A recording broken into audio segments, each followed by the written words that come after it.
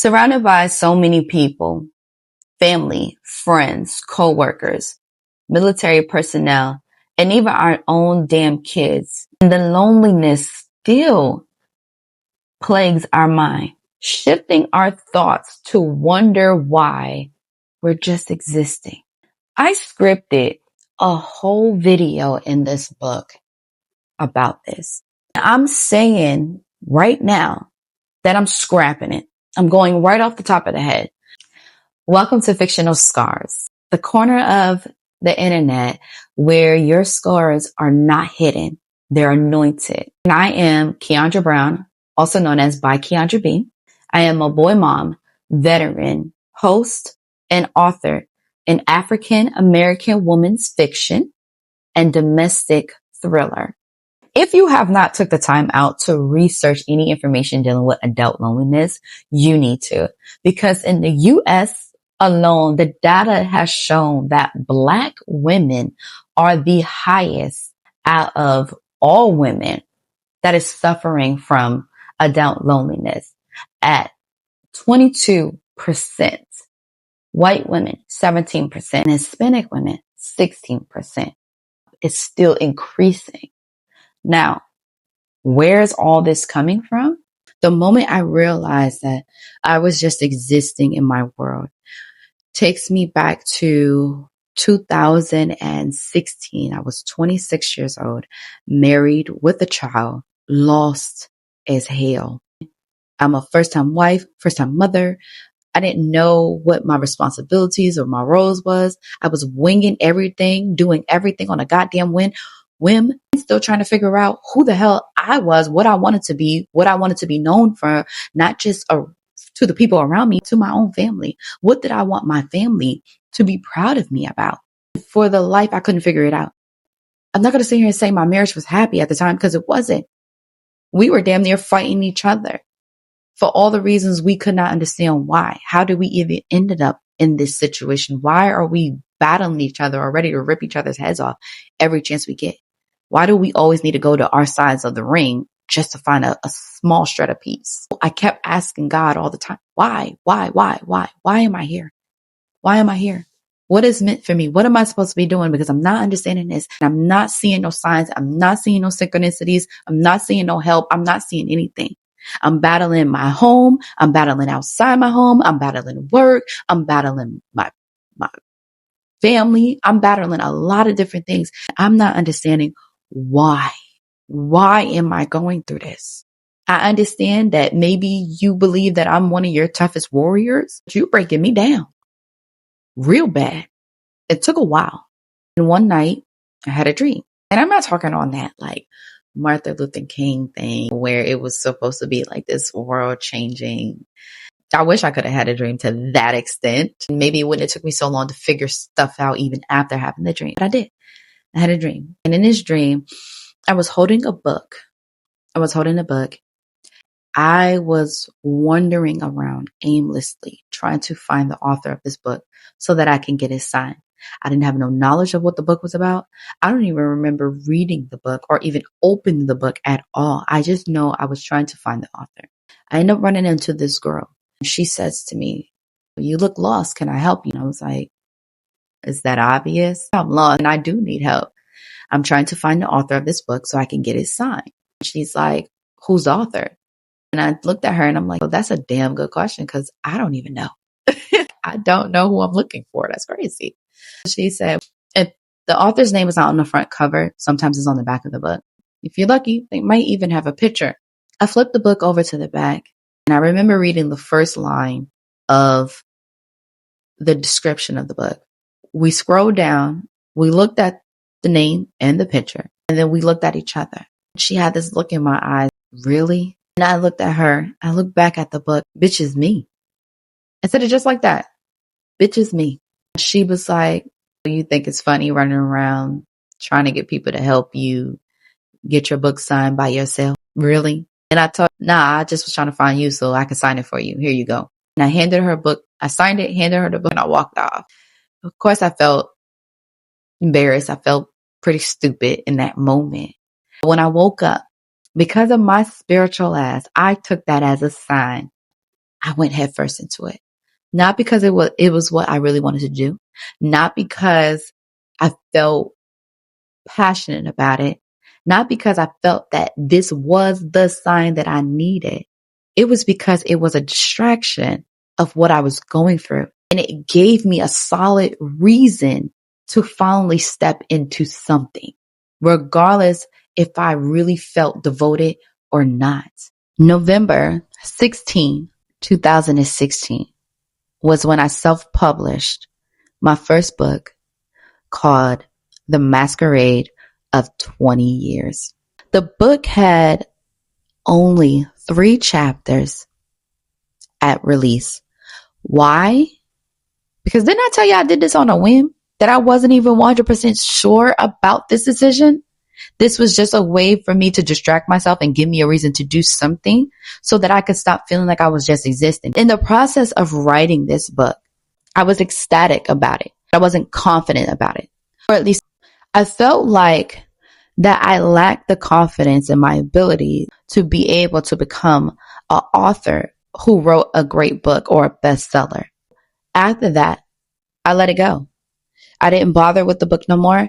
I didn't write no more from the book, for the book, at all. I didn't pick up the pen and started working on another project. I didn't do anything. Once I published it, I released it, I let it go. I didn't keep it. In that time, I was still dealing with the pain that I was trying to run from, using the book as an excuse to not feel it anymore. I was still drowning in my endless plagues of loneliness and just existing, trying to understand what now? What am I supposed to be doing? I did this. You showed me this. I did it. I published it. I released it. But what now? What else? Because I'm still feeling this. That was just a temporary, a fleeting moment. It didn't fulfill the sensation that I needed to feel my presence, that my presence was here. The only time somebody calls me is when they want something. The only time my family bother me is when they need something. I'm talking about my husband and child. The only time I ever felt needed with them is when they wanted something from me. Outside of that, I was out of sight, out of mind. You might as well say I was a damn ghost in there unless I was bitching about something. And I'm just being real. Holding on this hurt, this pain, living like a ghost in my own life, just existing. Despondency started to swallow me whole. And I became irritable. I became angry all the time, bitching about everything, cussing people out left and right. Always like I was the black sheep. I've always been the black sheep. I really was the rebellion version of a black sheep. Nobody could tell me shit. Nothing. I was so consumed and immersed in what my life has turned out to be that I couldn't even show up and support anybody else the way I wanted to, not the way I needed to, because I wanted to be there. I just couldn't. Mentally, emotionally, spiritually, everything. It was gone. I was gone.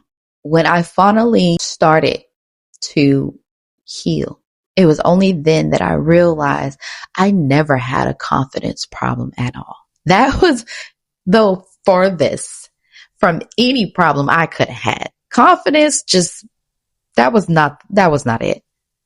That was just what I spoke to because it sounded better than to admit that the truth was I was not ready to be vulnerable and be seen by the world.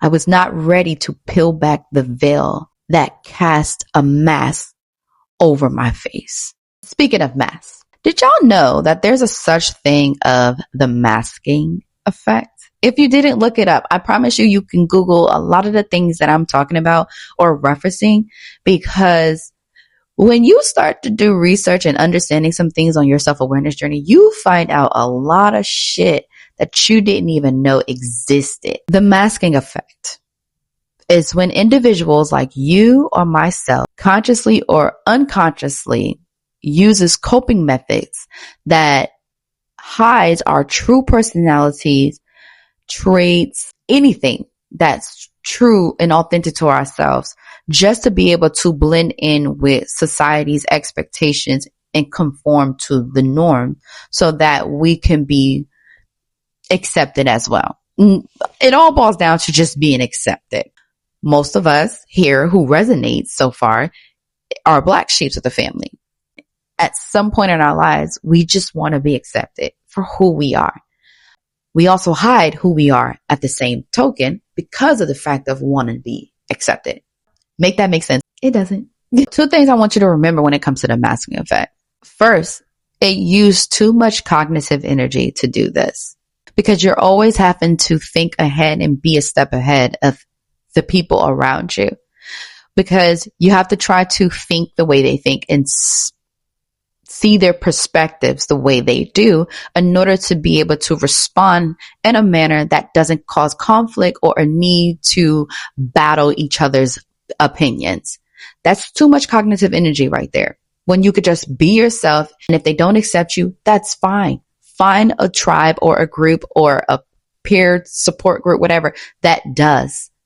You don't have to be accepted by everyone else that you are around. You don't have to choose the group of people that you hang out with neither. If they don't accept you, that's fine. Go choose people who do. Second thing is, because of this behavior, you treat those very same people who you have a hard time blending in with as anchors for you to be able to continue having them around. Pretty much what I'm saying is, you adapt those coping mechanisms and coping strategies to help you shrink, hide, conform yourself into a box that's acceptable to the very people you choose to be around. And in the process, you anchor to their way of life so that you can remain accepted in their group. Baby, no. We have got to stop, all of us, because at one point I was guilty of that too, especially when it came to my ex-husband. I was guilty of that. I'm going to tell you right now, if you want to destroy the very life that you're living, that is the perfect way to do it. Because in the process, you be lost in such an identity crisis that it is hard for you to see anything about yourself. You will constantly seek validation from everybody else, especially if it comes to a project you're doing, if you're creating things, if you're writing something, if you're planning on taking a new job, or if a problem goes down between you and your spouse or you and your significant other, you're going to always seek validation from everybody else because you yourself lack an identity that you can trust, that you can stand by, that is respected, and all those different things. What did I do? What did I do after learning all this, after facing all this, after finally getting to a point where I understand everything that I was going through? What did I do? I got tired. I got really tired.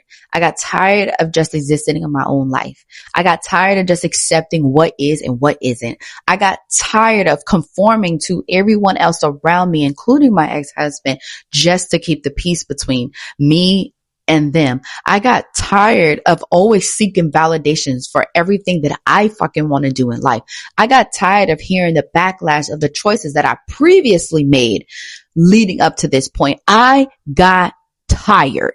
And I said, no more.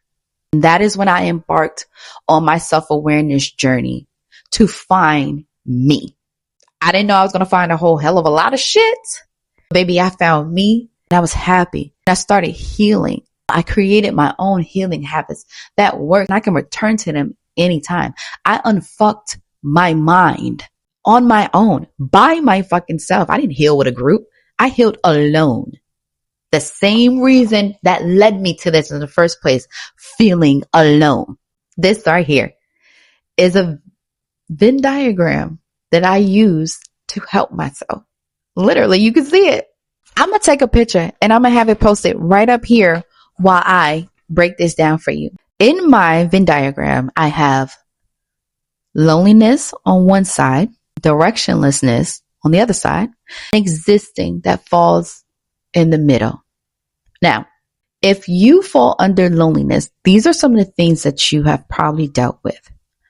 Persistent emptiness, just never being fulfilled or satisfied. Low self-worth. Feeling that you're not enough at all for anything or anyone. Over attachment. This is the anchor I was just talking about, where you anchor yourself to people. Envy, feeling negative emotions over other people's lifestyles, over people's relationships, and just over people in general. Social withdrawal. This can be moments where you're out with people. You don't feel included. You don't feel like you should be there. The thoughts that are running through your mind is that I want to go home. I'm ready to go. Materialism. We all know what that is. If you are directionless, you've had experienced these things. Decision paralysis, where anytime you have to make a decision, you choke. You can't think. You can't process the information enough to come out with a solid decision and a plan of how to make that decision work. Chronic restlessness. This is where you're always drained and fatigued. Nothing is wrong with you health-wise. You're active. You take care of the things you need to take care of. You're just always so drained and so tired. Avoidance. This is a big word. This is the one that most of us face while we're feeling directionless, because we don't want to be bothered with anything. We don't want to deal with the problems at home. We don't want to deal with our children's problems at school. We don't want to deal with the problems at work. We don't even want to do something so simple as our mundane task.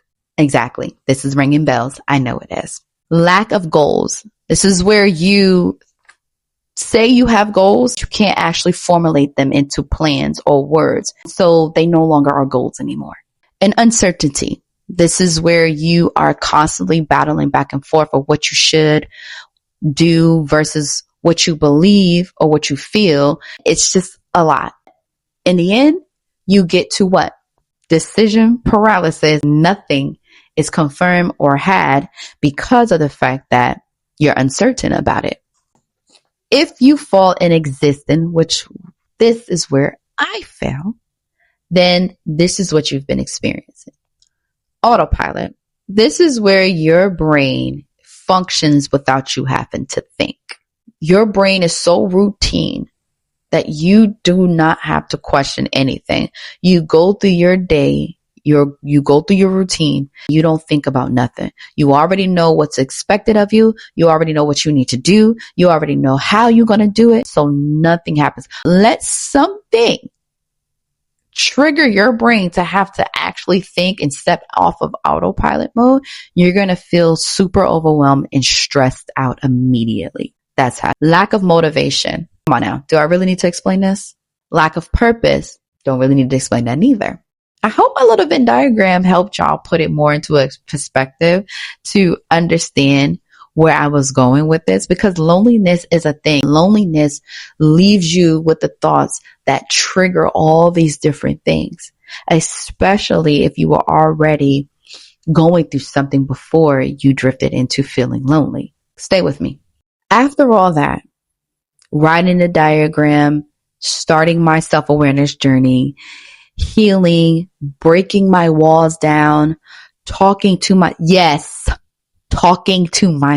After all of that, I realized that I was trapping my own self in what I thought would be the best version of me to present to people. Because of that, I didn't heal problems and traumas that I had prior to that. I just locked them away and stored them in Pandora's box and kept it moving until the box was open and I had no choice but to face it all. That was the cost that I paid the moment I started to heal. Healing is not matcha teas in the morning and writing sweet shit in your journal. Healing is messy as fuck. Healing is irritating. Healing is understanding your skeletons. Healing is facing your demons and others as well. Healing is realizing forgiveness is just the number one way to set yourself free. Healing is understanding that regret actually has no standing with you. It's experiences and mistakes that teaches you everything you need to know to become a better person. The only reason why you truly regret something is because you got caught. So if you regret it, it's not because you truly understand what you did wrong. It's because your ass got caught. Regret has no standing with me. That's just my personal preference and my personal opinion. You don't have to agree. That's fine. But that's just how I look at regret. And I started writing again, not journaling. No. I started writing again. Before I know it, I had 13 chapters of a brand new book. I was like, came another book and then another one. And that's when it dawned on me. I write from my pain. I'm a woman who devours pain and turns it into literature. That's why I had that dream, because it is my purpose. I didn't know it. When you are too stuck in a cycle of trauma, hurt, pain, you'll never see what is meant for you. Welcome to the corner again, because in this corner, as I stated before, your scars are not hidden. They're anointed. We are going to pick a scab every day moving forward, because the scab that I'm truly going to pick in chapter 2 is why I didn't keep it, because I touched on it a little bit. Baby, you have no idea of the amount of extra drama and pain and hurt, and including grief, that I went through the moment I tore back that mask.